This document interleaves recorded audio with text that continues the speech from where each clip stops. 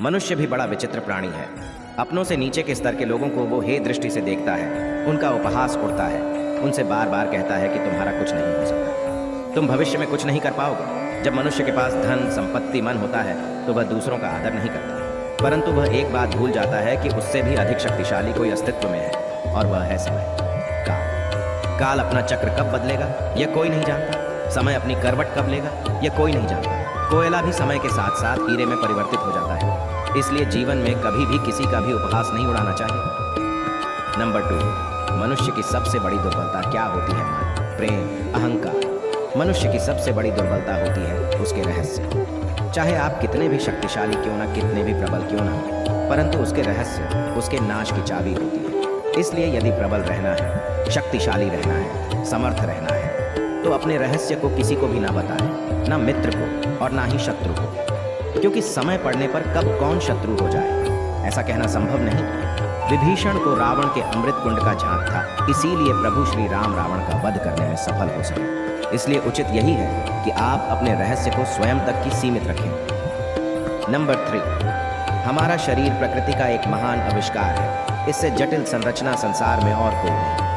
हमारा शरीर जितना जटिल है, यदि इसे ठीक से जाना जाए तो इससे अधिक सरल ज्ञान देने वाला और कोई नहीं। हमारे शरीर में 5 इंद्रियां होती हैं जो हमें भाव, गुण और वस्तुओं का बोध कराती हैं। हमारे पास आंखें हैं, नाक है, स्पर्श के लिए त्वचा है, कान है और जिह्वा है। सबका भिन्न भिन्न कार्य है।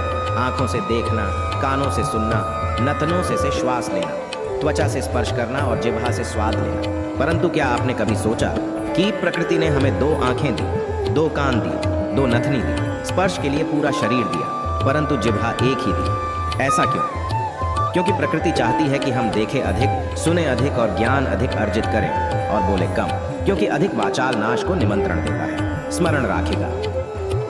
नंबर 4, गर्व, अभिमान और अहंकार। यह तीनों सुनने में एक जैसे लगते हैं, परंतु तीनों का अर्थ भिन्न होता है और परिणाम भी। तीनों का आरंभ प्रेम से होता है, स्वयं से प्रेम। परिश्रम हमारे मन में गर्व को जन्म देता है और सफलता अभिमान जगाती है। यहाँ तक ठीक है, परंतु जब यह भावना अहंकार बन जाती है तब वह समस्या बन जाती है, क्योंकि सबसे बुरा अंत अहंकारी का ही होता है। परंतु मनुष्य के लिए पहली यही है कि पहचाना कैसे जाए कि उनका अहंकार जग गया है और उसका दमन आवश्यक है। इसका उत्तर मैं नहीं, आपका मन देगा। जब तक आप स्वयं से प्रसन्न हैं, जब तक आप सबसे ऊंचा उठने का प्रयास कर रहे हैं, तब तक ठीक। परंतु जब आपके मन में दूसरों को नीचा समझने का भाव आ जाए तो सावधान हो जाइए, क्योंकि यही अहंकार है जो वास्तव में आपको हीन कर रहा है। नंबर 5, कभी कभी आप सबके जीवन में एक ऐसी विचित्र समस्या अवश्य आती है कि शक्तिशाली के समक्ष मौन हो जाना, कि उस शक्तिशाली से विवाद करने से बचने के लिए आप मौन रह जाते हो। मानता हूँ ऐसा करने से आप एक विवाद से बच जाते हैं, एक संघर्ष से बच जाते हैं, परंतु ऐसा बचाव एक बड़े संघर्ष को जन्म दे देता है। कैसे?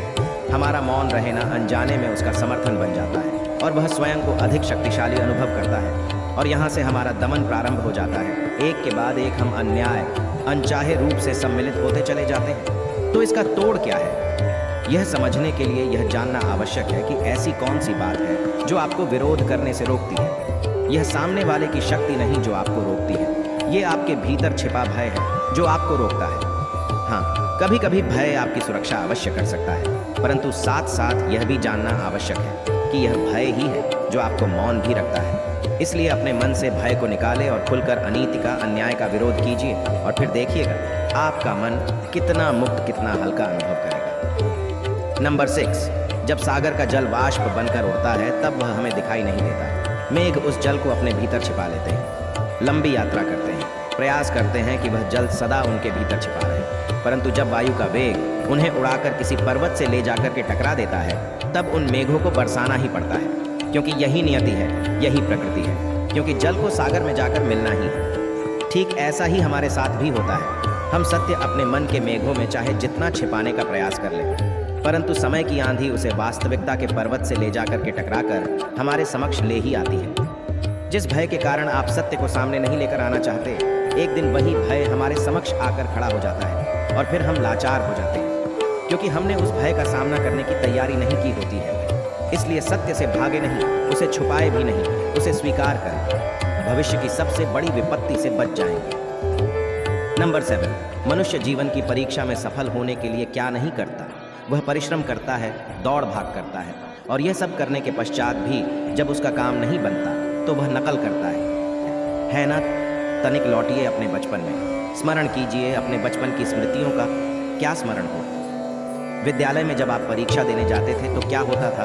आप ना सही परंतु कोई ना कोई सफलता पाने के लिए नकल करता ही था और उत्तीर्ण भी हो जाता था। परंतु जीवन की परीक्षा ऐसी नहीं होती, नकल करने वाला सफल नहीं होता। कर्ण विद्यालय में सबके प्रश्न पत्र एक होते थे, परंतु जीवन के प्रश्न पत्र और उनकी कठिनाई सबके लिए भिन्न होती है, तो निश्चित रूप से उनके उत्तर भी भिन्न होंगे। इसलिए यदि आपके जीवन में सफलता पानी है तो नकल न कीजिए, स्वयं के प्रश्नों का उत्तर स्वयं ढूंढिए और सफलता आपकी ही होगी।